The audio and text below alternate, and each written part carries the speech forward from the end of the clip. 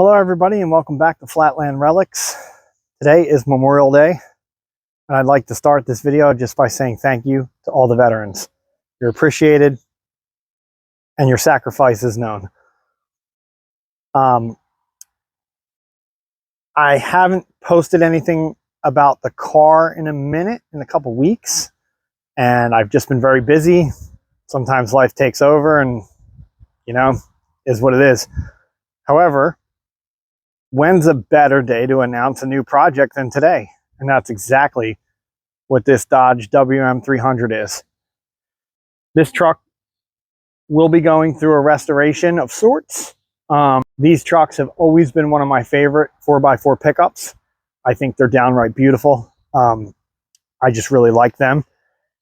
And I thought Memorial Day would be a great day to announce this as a new project, because this truck basically came to life when a lot of veterans of World War II came home and wanted something that was as durable for their farms as they had while they were fighting over in the Pacific or over in Europe.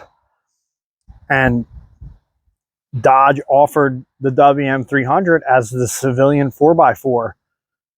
And it's a monster. These trucks are downright beasts. Anybody who's ever driven in one knows, the winching capabilities, the power these had. There were all types of rear tools that could get connected and hooked up to the PTO shaft, and things like little sawmills so you could mill trees and make probably like fence posts or something. There was other farming implements that you could drag behind the truck, just disc plows and all that. I don't really know what those are, but I think you get the gist of what I'm talking about. So because of the history of this truck, I really thought Memorial Day would be the best day to announce it.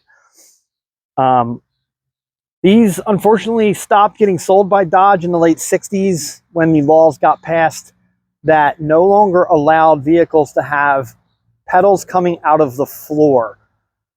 They considered that dangerous. They wanted to get rid of vehicles like that, and they passed a law, and that put an end to Dodge selling the WM300 in the United States. They did, however, continue to produce them to like 73 or 75. Maybe I'm wrong. I'm sure someone knows exactly what day they stopped. I don't. But it was in the mid 70s sometime that they stopped selling them in foreign nations as well. So if you guys bear with me, we'll be doing a teardown on this truck probably in a month or so. I'm not in any overall rush to get to this. I fund and do all my projects by myself. It's not a business, it's a hobby. So unfortunately, you'll have to have a little patience with me and wait as I get to it. The car is still getting built. I haven't had time to touch it in about a week or two. And it's because of work. I'm very busy at work, and that's fine because that gets me my money to build these machines that I like so much. So yeah, hang in there and just be patient. And like I said, maybe in about a month or so, we'll start the teardown on this truck, and we're going to take it all the way down to the frame where I'll do the restoration process as much as I can myself. Thanks for watching, and have a safe Memorial Day.